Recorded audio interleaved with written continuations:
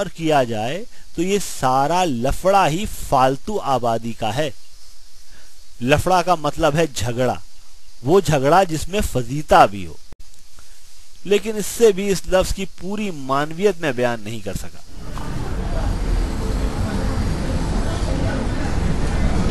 جی ہاں، غور کیا جائے تو یہ سارا لفڑا ہی اس فالتو آبادی کے باعث ہے۔ اب لوگ بڑھتے جائیں گے تو اس کا یہ مطلب نہیں کہ زمینیں بھی ساتھ ساتھ بڑھتی جائیں گی، آسمان بھی ساتھ ساتھ پھیلتا جائے گا، بارشیں زیادہ ہوں گی، اناج زیادہ اگے گا۔ اس لیے میں اس نتیجے پر پہنچا کہ ہسپتال بنانا ہرگز نیک کام نہیں۔ پھر سوچا مسجد بنوا دوں، لیکن اللہ بخشے شولہ پور کی امینہ بائی چتلیکر کا گایا ہوا ایک شعر یاد آ گیا، نام منظور ہے تو فیض کے اسباب بنا۔ وہ منظور کو منجور اور فیض کو فیض کہا کرتی تھی۔ نام منظور ہے تو فیض کے اسباب بنا، پل بنا، چاہ بنا، مسجد و تالاب بنا۔ کس کم بخت کو نام و نمود کی خواہش ہے؟ وہ جو نام اچھالنے کے لیے پل بناتے ہیں، نیکی کا کیا کام کرتے ہیں؟ خاک۔ میں نے کہا نہیں، یہ مسجد بنوانے کا خیال بالکل غلط ہے۔ بہت سی الگ الگ مسجدوں کا ہونا بھی قوم کے حق میں ہرگز مفید نہیں ہو سکتا، اس لیے کہ عوام بڑھ جاتے ہیں۔ تھک ہار کر میں حج کی تیاریاں کر رہا تھا کہ اللہ میاں نے مجھے خود ہی ایک راستہ بتا دیا۔ شہر میں ایک جلسہ ہوا، جب ختم ہوا تو لوگوں میں بدنظمی پھیل گئی، اتنی بھگدڑ مچی کہ 30 آدمی ہلاک ہو گئے۔ اس حادثے کی خبر دوسرے روز اخباروں میں چھپی تو معلوم ہوا کہ وہ ہلاک نہیں بلکہ شہید ہوئے تھے۔ میں نے سوچنا شروع کیا۔ سوچنے کے علاوہ میں کئی مولویوں سے ملا۔ معلوم ہوا کہ وہ لوگ جو اچانک حادثوں کا شکار ہوتے ہیں انہیں شہادت کا رتبہ ملتا ہے، یعنی وہ رتبہ جس سے بڑا کوئی اور رتبہ نہیں۔ میں نے سوچا کہ اگر لوگ مرنے کے بجائے شہید ہوا کریں تو کتنا اچھا ہے۔ وہ جو عام موت مرتے ہیں، ظاہر ہے کہ ان کی موت بالکل اکارت جاتی ہے، اگر شہید ہو جاتے تو کوئی بات بنتی۔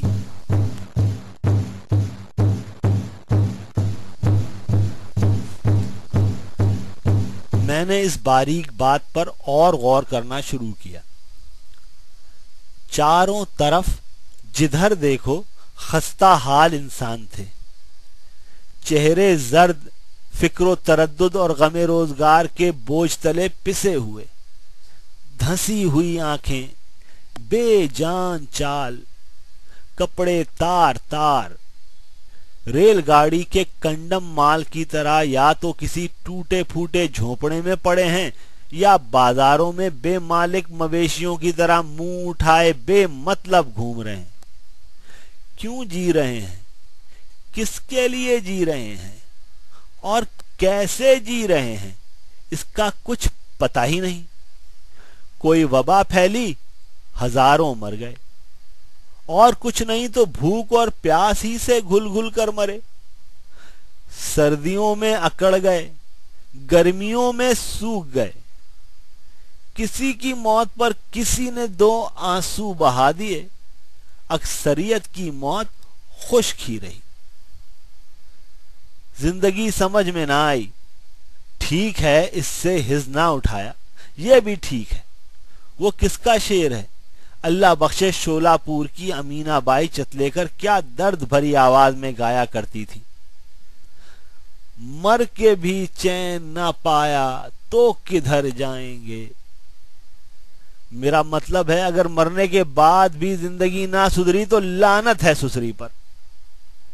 میں نے سوچا کیوں نہ یہ بیچارے، یہ قسمت کے مارے، درد کے ٹھکرائے ہوئے انسان جو اس دنیا میں ہر اچھی چیز کے لیے ترستے ہیں، اس دنیا میں ایسا رتبہ حاصل کریں کہ وہ جو یہاں ان کی طرف نگاہ اٹھانا پسند نہیں کرتے وہاں ان کو دیکھیں اور رشک کریں۔ اس کی ایک ہی صورت تھی کہ وہ عام موت نہ مریں بلکہ شہید ہوں۔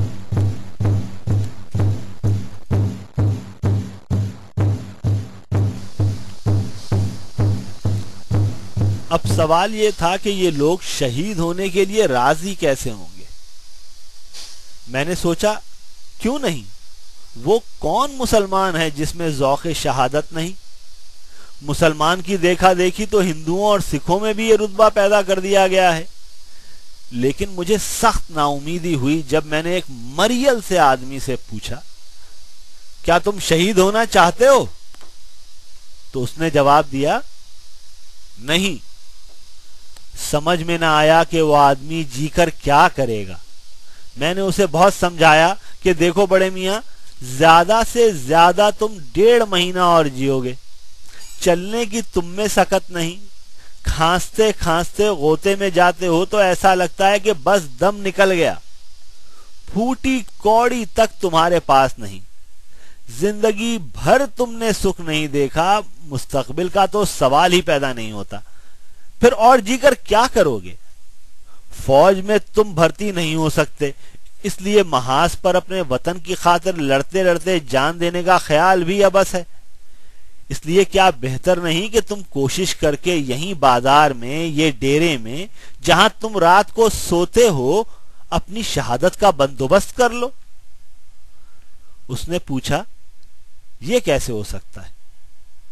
میں نے جواب دیا یہ سامنے کیلے کا چھلکا پڑا ہے، فرض کر لیا جائے کہ تم اس پر سے پھسل جاؤ، ظاہر ہے کہ تم مر جاؤ گے اور شہادت کا رتبہ پاؤ گے۔ پر یہ بات اس کی سمجھ میں نہ آئی، کہنے لگا میں کیوں آنکھوں دیکھے کیلے کے چھلکے پر پاؤں دھرنے لگا؟ کیا مجھے اپنی جان عزیز نہیں؟ اللہ اللہ، کیا جان تھی، ہڈیوں کا ڈھانچہ، جھریوں کی گٹھڑی۔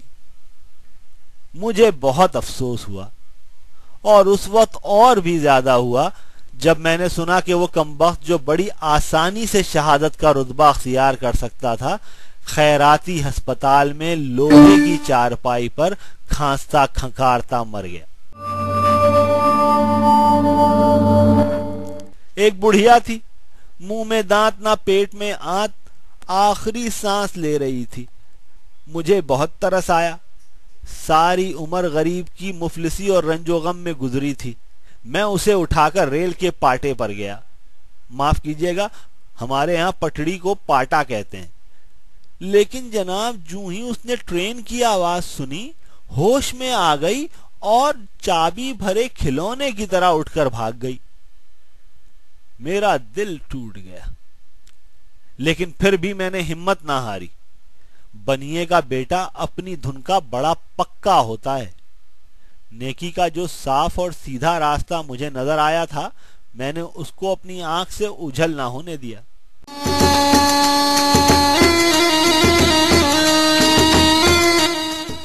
مغلوں کے وقت کا ایک بہت بڑا احاطہ خالی پڑا تھا، اس میں 151 چھوٹے چھوٹے کمرے تھے، بہت ہی خستہ حالت میں۔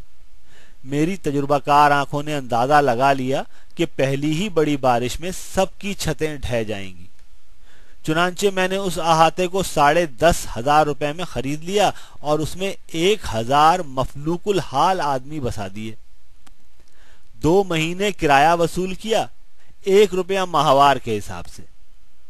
تیسرے مہینے جیسا کہ میرا اندازہ تھا، پہلی ہی بڑی بارش میں سب کمروں کی چھتیں نیچے آ رہی اور 700 آدمی، جن میں بچے بوڑھے سبھی شامل تھے، شہید ہو گئے۔